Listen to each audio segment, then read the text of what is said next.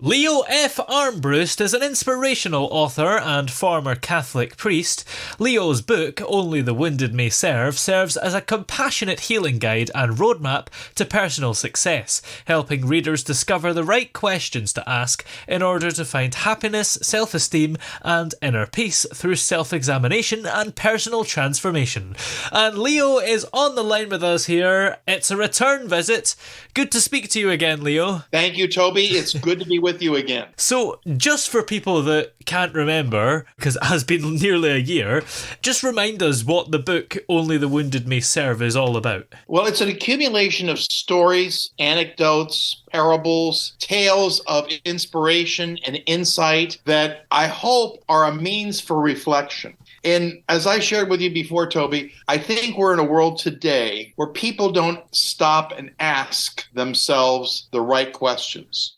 In beginning, for instance, any relationship, it's always good to stop, think, and reflect and ask oneself, what am I really looking for? What do I want? What do I need? Those questions aren't always identical by the same meaning in terms of their answer. And I think until we really identify the right question, we're wandering around in the dark, stumbling over furniture. And I try to pose to the people today in this book certain anecdotes just to get them to think and to spend some time in quiet reflection. So what are some examples of some of those anecdotes? One of the stories I like to tell, and I open up my book with this story, is about a man who decides to build a sailboat and circumnavigate the globe. And he does so. It takes him about a couple of years. He finally completes his task, and he sets sail from California across the Pacific. And wouldn't you know it, some unexpected storm maroons him on a coral atoll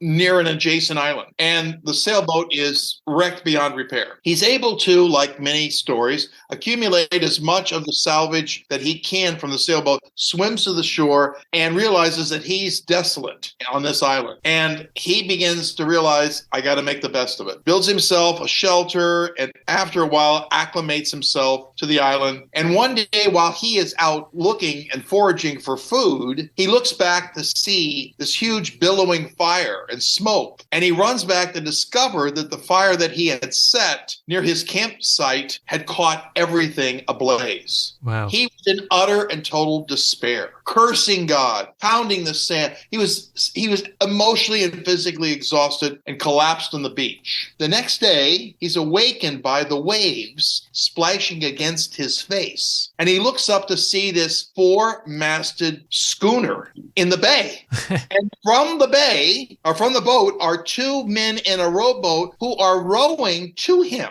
He immediately jumps up and starts running through the water at them and screaming, "How did you know I was here?" And one of them yells back, "We saw your signal fire." And I think the moral of that story is the most difficult, challenging, desperate circumstances that we encounter in life have an outcome of unexpected goodness if we allow ourselves to see it. No matter how tragic it can be or heartbreaking, something unexpected will happen that takes something that's profoundly disabling and turn it into a great outcome. But we don't see it when it happens. Yeah, it's difficult to be optimistic like that when the most terrible thing imaginable has just happened, isn't it? It is. And I hate to, how shall I say it, water down the experience of loss of employment, a divorce in a relationship, a breakup, death, but all the separations and losses that we experience in life bring outcomes in our emotional and physical well-being that can be incredibly detrimental if we don't know how to respond to them. Sometimes after losing a job, you realise that you hated the job and the career and it was time for a change. Yes. Well, again, is it true, Toby, that everything happens for a reason? And I think that's a question that people are asking themselves, or at least they should. And in the midst, in the throes of all this agony, of incalculable loss, people have a very difficult time struggling with what could be the positive outcome of someone's death or something. I've got cancer. I mean, what are the positive benefits benefits when you're in the midst of the struggle and the suffering to see something positive. That idea of everything happens for a reason is, I suppose it's something that we all want to believe because it helps us through difficult times. Do you believe it's true? Because I guess there's some things, like, as you mentioned, death and cancer, and I suppose war as well, where you kind of think, well, why did that happen? Surely there's no reason there. One of the stories that I tell in my book that's related somewhat to this is this married couple I knew 40 years ago. And no matter how much they tried, she could not conceive and bring to conception and birth a child. She'd had suffered innumerable miscarriages, and they were giving up. And finally, she was able to give birth to a little boy, cutest little boy you've ever seen, Toby. And I was with them when the baby was born. Wow. The doctor sensed that there was something wrong. So they medevaced the baby and the father to a hospital in Miami. Sadly, they had to bring the baby back to tell this woman, this mother of this little boy, that he was born with half a heart and there was no way to save him. This is what she looked up from me, from her bed, to me from her bed, and said, Father, can you ask me, or can you tell me why God would ask me to carry this baby for 9 months and then take him from me? What do you say to that? There is no answer. And you know, Toby, the most difficult part of life is living with unanswered questions. And I couldn't give them an answer. As difficult as it is, they had to find the answer themselves. So are you sitting down? Yes. They adopted not 1, not 2, not 3, not 4, but 5 children. Wow. Now, if I had said to them, well, the reason is because now you can adopt, that is so callous and insensitive of me. I would expect any woman to shoot me if I made that comment. The only thing that would have been worse was, well, think of it as an angel in heaven now. Are you kidding me? Yeah. There are some answers that are so ridiculous you can't even say them. It doesn't take the pain away. It doesn't explain it. It doesn't answer it. And that's why people have to ask the right questions. And it is right to say, why would God do this to me? And what you do is when you start asking that question is you start dealing with resentment, anger. You start dealing with issues that you blame God. And it's so completely understandable. If Jesus himself could hang from the cross and say, my God, why have you forsaken me? Those questions are no different than the ones we can ask of ourselves.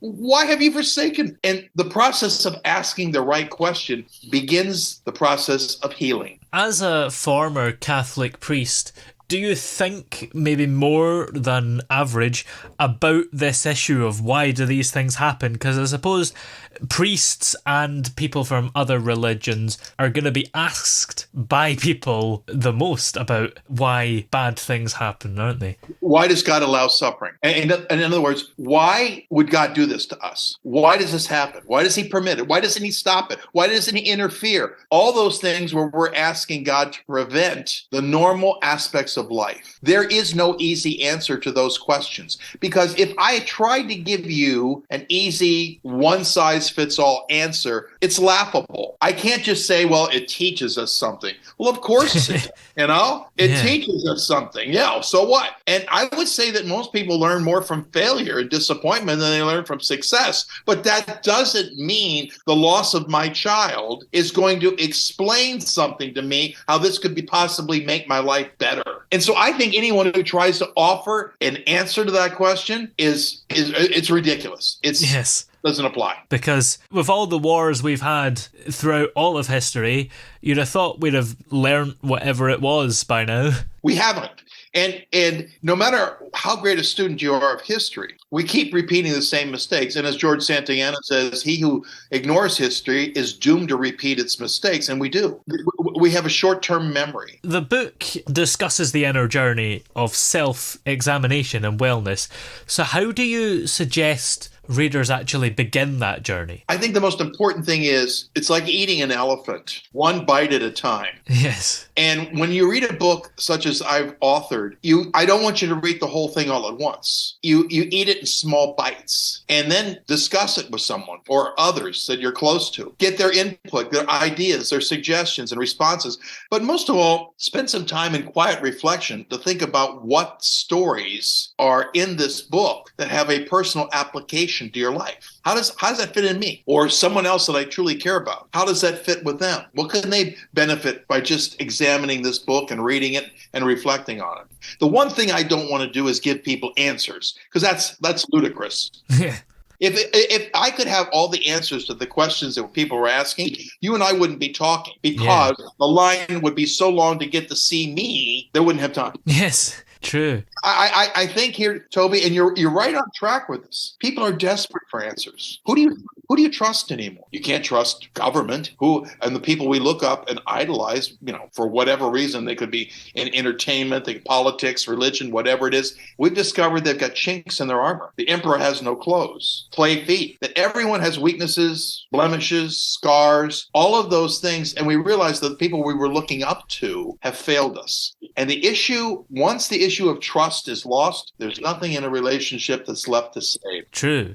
Do you think that generally we should be looking up to idols as much as we do? Because as you mentioned, some of them, well, everybody really has flaws to some extent. Well, that's a very good question. I think that we all need role models. And those role models start out in our childhood with our parents and our extended family members, be they brothers, sisters, aunts, uncles, cousins. And immediately it branches out into people that we start to socialize with, our teachers in school, our coaches. And then once we start being captivated by someone who exemplifies a certain prowess in sports or music or acting or theater, whatever it might be, if we're drawn to that particular appeal to us, then we adopt certain people we want to emulate. Yes. And then when we find out that they have a moral character that's lacking or their integrity is non-existent, we lose a certain amount of respect for them, that they may well have the ability to do something that I don't have, but there's something within them that's not as attractive. And last time we spoke, you said you'd begun working on a second book. How's that coming along? Oh my God, Toby, I'm so glad you mentioned this. Oh my God. And you know what? I struggled for the longest time with this. I wrote a children's book. It's about, it's something like Shel Silverstein's The Giving Tree, one of my favorites. When he first wrote that book, he's originally from Key West, just south of me. When he first wrote that book, I don't think he sold 5,000 copies. Now he's sold over 9 million copies of the book. Whoa. It doesn't have 1,200 words in the book. Not 1,200. And when it was first put out and published, people, they just panned it because they thought it was so humiliating on the part of the tree. But even children's books can impart some of the most basic fundamental lessons of life. So my story is about a crippled boy in northern Italy. And he's a single child. His parents are poor. His father works in one of the most famous quarries in Italy, Carrara. And the boy is constantly being humiliated and bullied by his classmates. And his father comes home one day from the quarry to discover him crying behind the house. And his son relates to him that the bullies in his class took his crutch away because he limped so badly. They broke it in half, and he literally had to crawl his way home. And his father knew that he could not go back to the school to reprimand the bullies, nor could he console his son. So you know what he did? Got on a train with him the next day. His wife, Luigi's mother, packed a lunch, and off they went to Florence. They got from the train station and walked to the Galleria dell'Accademia. And there they walked in to see one of the most magnificent pieces of marble that was ever sculpted, the David. Now, Michelangelo used to describe sculpture as releasing figures imprisoned in stone. He had the innate quality and capacity to look at a block of marble and see the figure within. Now, the statue of David is 17 feet high. And when it was originally quarried from the same quarry that this Luigi's father worked, it was damaged in transport to the city of Florence. And the sculptor by the name of Agostino Duccio started to work on this block of marble. Well, the more he worked on it, the worse it got. So it laid behind the cathedral in Florence for 3 years. They even brought in Leonardo da Vinci for suggestions on what to do with this huge block of marble. Da Vinci kind of panned the whole idea and said, sculpture like that is for workers, not artists. Well, there was one young man in the audience who didn't like what da Vinci said, and upon his return later from Rome, he discovered that block of marble was still laying behind the cathedral. His name was Michelangelo Buonarroti. It took him years to get the Florentine Board of Art and Works to agree to his commission. Well, because of the blemishes